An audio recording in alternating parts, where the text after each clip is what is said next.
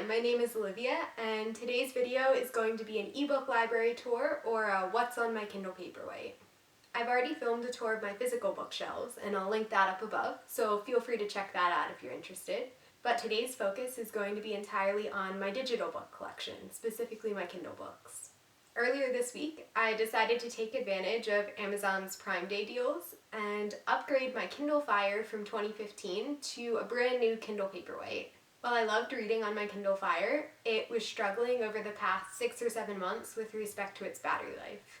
Some of the recent software updates have severely reduced its ability to hold a charge, and I was finding that if the device started at 100% at the beginning of a reading session, it would be dead within 45 minutes of reading.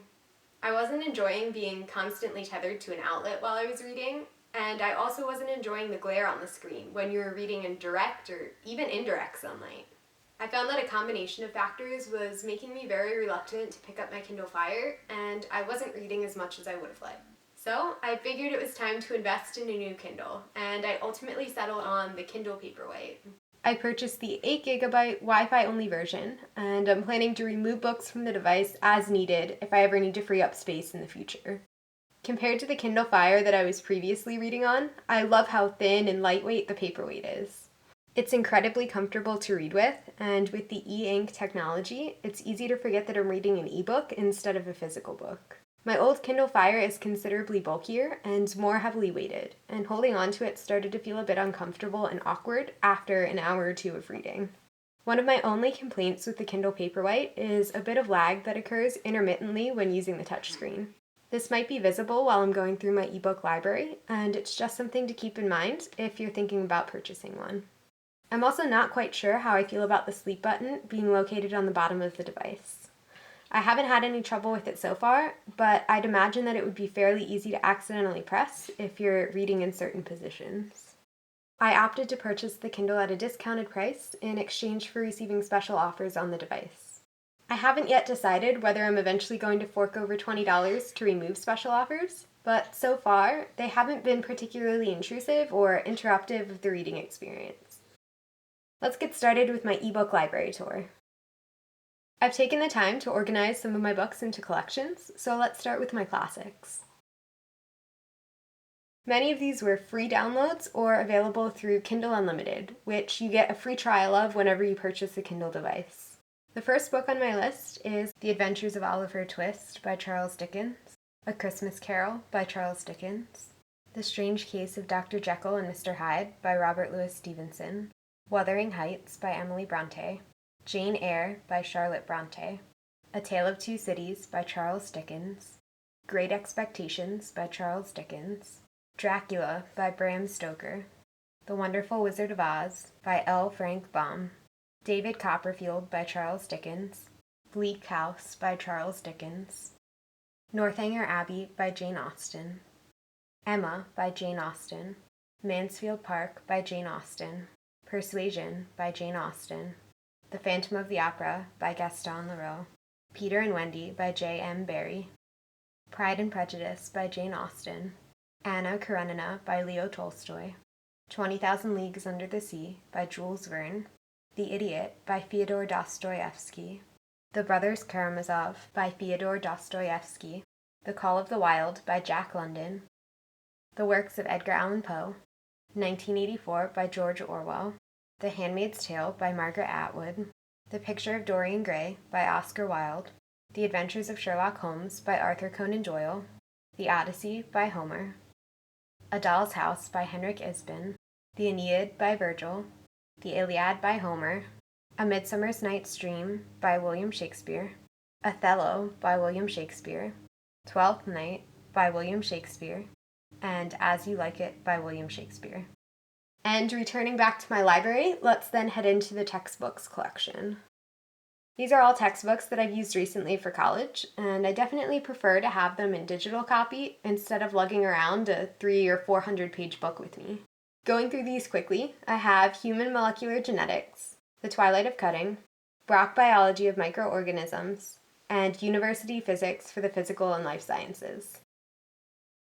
The Young Elites by Marie Lu, Into the Water by Paula Hawkins, Making Faces by Amy Harmon, Bird Box by Josh Malloran, It by Stephen King, Just What Kind of Mother Are You by Paula Daly, Six of Crows by Leigh Bardugo, Codename Verity by Elizabeth Wein, The Way of Kings by Brandon Sanderson, Pride and Prejudice and Zombies, based on the book by Jane Austen, The Black Prism by Brent Weeks, The Bone Season by Samantha Shannon, Nevernight by Jay Kristoff, The Goldfinch by Donna Tartt, A Killer's Mind by Mike Omer, Life of Pi by Jan Martel, The Two Towers by J.R.R. Tolkien, The Cuckoo's Calling by Robert Galbraith, The Rose Society by Marie Lu, The Things They Carried by Tim O'Brien, The Bronze Horseman by Paulina Simmons, The Crown's Game by Evelyn Skye, All the Light We Cannot See by Anthony Doerr,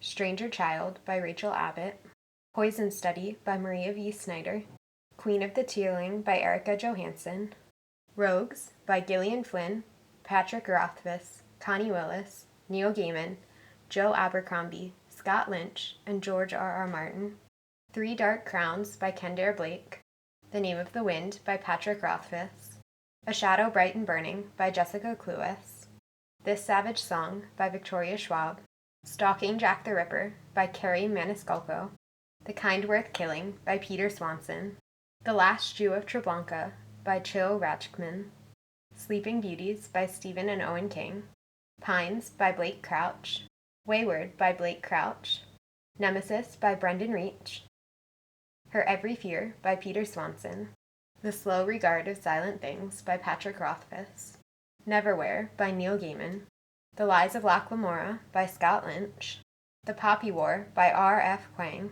Carve the Mark by Veronica Roth, The Last Town by Blake Crouch, Six Scary Stories by Stephen King, American Gods by Neil Gaiman, The Mistborn Trilogy by Brandon Sanderson, A Pleasure and a Calling by Phil Hogan, Harry Potter and the Sorcerer's Stone by J.K. Rowling, Angels and Demons by Dan Brown, Desert Places by Blake Crouch, Snowbound by Blake Crouch, Harry Potter, A History of Magic by J.K. Rowling, Wolfhunter River by Rachel Kane, The Jungle Book by Rudyard Kipling, American Vampire by Scott Snyder, Raphael Albuquerque, and Stephen King, I Am Legend by Richard Matheson, Pretty Girls by Karen Slaughter, Gemina and Illumini by Amy Kaufman and Jay Kristoff, Beastly Bones by William Ritter, Glitter by Aprilene Pike, Addicted to You by Krista and Becca Ritchie, Suspended by Sarah Noffke, and last but not least, Jacobee by William Ritter. And those were all of the books in my Kindle library at the moment. I rely pretty heavily on my Kindle during this semester when I'm almost exclusively reading ebooks. I'll hopefully also be traveling to graduate school interviews over the next several months. So I have a feeling that there will be quite a few new additions to my ebook library this fall. I routinely scour ebook deals for discounted and even free Kindle books, and this is the source of many of the works that I've acquired in my ebook library. I've been surprised by the rate at which fairly popular books go on sale, and it's definitely helped me to save a few dollars here and there, which I appreciate as a college student. I'll post links in the description below to some of the websites that I frequently check for daily deals. Most of these are non-specific to Amazon's Kindle, so even if you have a different brand of e-reader, you may still find these useful. And for those of you that do have Kindles, I'm curious, do you have a case or sleeve for your device? And what are your thoughts on it? Personally, I think I'm going to wait it out a little bit longer before making a decision, but at the moment I'm a little torn. I would like the added layer of protection for all of the traveling and commuting that I'll be doing, but at the same time, I'm hoping that it doesn't make the device clunky or heavy or uncomfortable to read with. So I would love to hear your thoughts down below. Also, if you have any ebook recommendations for things that are fairly inexpensive or available on Kindle Unlimited, I'd love to hear about them down in the comments. And that wraps up my ebook library tour. Thanks for watching, and I'll see you in my next video.